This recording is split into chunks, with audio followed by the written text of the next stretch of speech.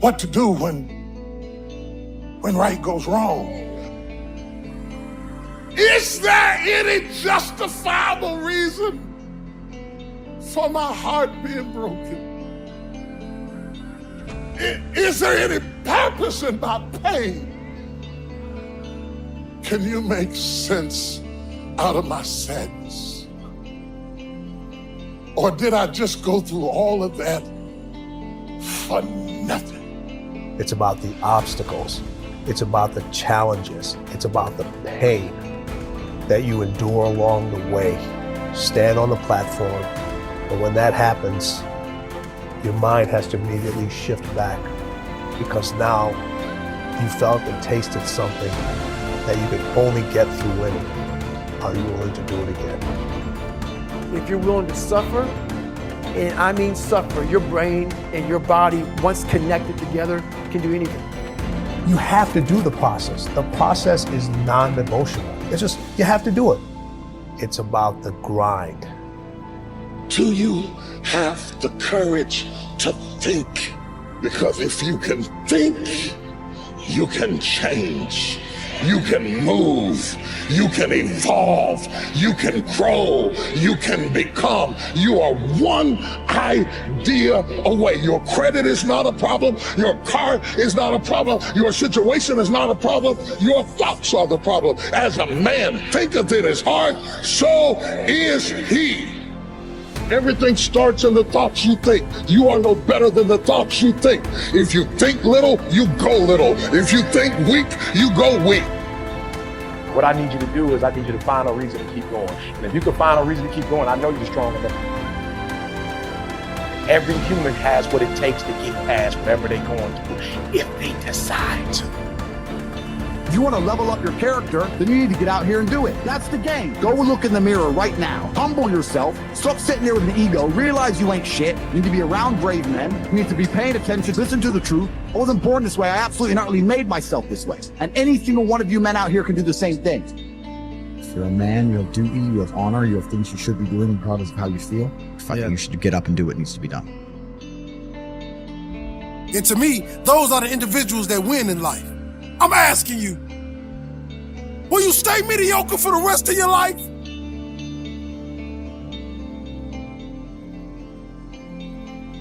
Success happens to you not because you desire it, because you earn it. Everybody desires it. It comes only if you're capable of it. You know, we say in yoga, if you keep one eye on the goal, you have only one eye to find your way. That's not a good way to play a game. It's better both your eyes are on the game. The winning the cup and the accolades are things which happen because we play a game well. It's not because we want them, it'll happen. Because we play well, it happens. So it's always best that we keep our eyes, our body, our mind, everything focused on just one thing. That is when a human being functions at his maximum efficiency. If everything is focused in one way, your body, your energy, your mind, everything is organized in just one direction. A person who's going in one direction will go somewhere. A person who's trying to go in 5 different directions will not go anywhere. For one who is seeing this life as a stepping stone for a larger possibility, for him, there is no failure. For one who is looking at the simple events of this life itself as the goal of life, for him, there is failure and success. If you are just seeing this life as a stepping stone for a larger possibility, if you have a good deal, you use that for your well-being. If you have a bad deal, you use that for your well-being. The economy was on the boom when every fool could be successful. When the economy is on the boom, everybody gets carried, isn't it? Now there has been a meltdown. Now it takes something else to be successful. It doesn't matter what the hell happens with your life. If you are seeing this life only as a stepping stone for a larger possibility, then whatever the situation, it is beautiful and very useful. So various situations in your life, either you can use it to make yourself stronger and better, or you can sit and cry. This is the choice you have. Everything. It doesn't matter what happens. The most horrific event happened in your life that also can be used for your growth and your well-being. So the fear of failure. Failure is bad enough. Fear is adding spice to it, isn't it? I'll give you a formula. If you want to know what makes people happy at the most basic level, when your life conditions match your blueprint, when your life conditions are what you're expecting, not your ultimate dream, but when you meet your basic expectations, you're happy. If your life conditions are better than you expected, you're over the moon. If your life conditions don't match your blueprint, your expectations, you have pain. If your life conditions don't match your blueprint and you believe I'm unable to change it, it's something wrong with me, or it's a permanent problem, or it's pervasive, or it's personal, you get into learned helplessness, then you're going to suffer. And so nothing is permanent, not even the body is permanent. Certainly no problem is permanent. Your soul might be the only thing that might be permanent, right? So it's really helping people to understand that when the life conditions change, your blueprint has to change with it. Either if you're not happy, you either have to change your life or change your blueprint, your expectations. Usually it requires a combination of those two. So often what you say people is slighting is their life conditions changed, and then what they were doing wasn't enough to make them feel the way they wanted to feel, and so then they adapted to an old style of coping. They went back to smoking or drinking or eating or yelling at people or whatever the pattern may be. But that's because they didn't continue to grow. And so that's why it's not a static thing with me. I teach people not just, okay, you're going to make these changes in your values. It's like, you got to look as your life conditions change. You're going to make that happen. As you hit different stages of life, you're going to have to make those decisions. And everybody wants their life to be better, but no one wants to change, right?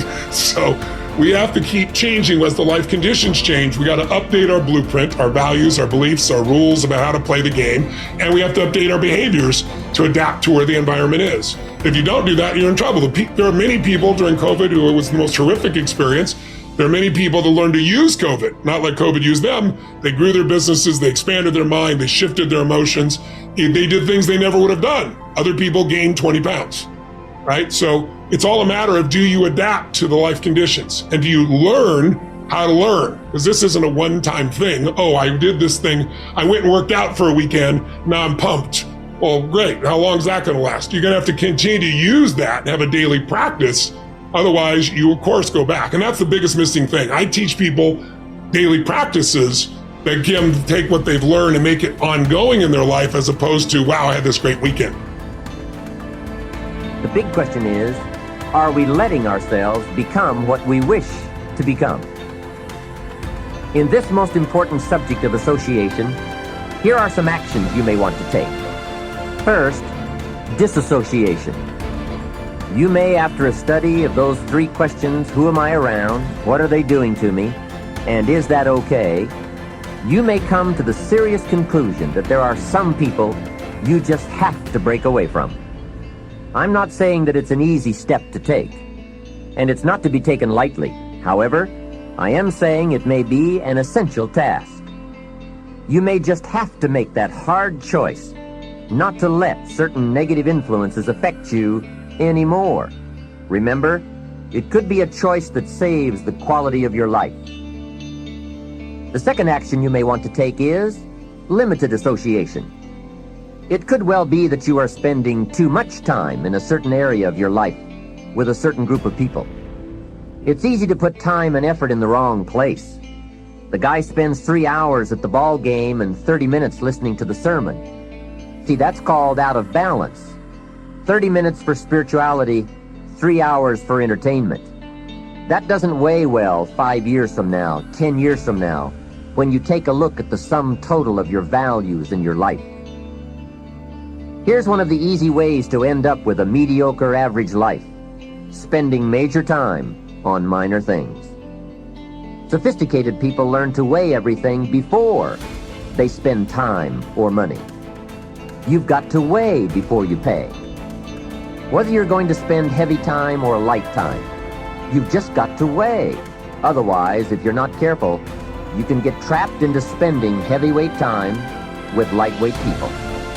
Now, it's okay to have casual friends as long as you give them casual time, not serious time. Spend major time with major influence and minor time with minor influence. It's so easy to do just the opposite, but don't let it be said that you fell into that trap. So maybe all you need to do to change some of the influences in your life is not to eliminate them, but merely limit them. Say, I have a good time with these people, but I'm not going to spend days and days with them anymore. I'm just going to cut that down and save some of that time for more major people and more major enterprises. Remember, it's your life. You can spend your time with whomever you want and whenever you want. But you didn't invest in this program for me to kid you. Take a look at your priorities and your values. We have so little time at our disposal. Wouldn't it make sense to invest it wisely? If you have only $100 in your pocket, it's okay to spend $20 for fun and put $80 toward your important values and commitments. But would you be happy reversing those percentages? Better to put the majority of your money where you know it will get you a positive return, rather than put it where the taste is brief and the results are poor. Of course, you must be the judge. You must determine whether the situation and the people call for disassociation or limited association. But remember, if it isn't taking you where you want to be 5 years from now, 10 years from now, now is the time to fix it.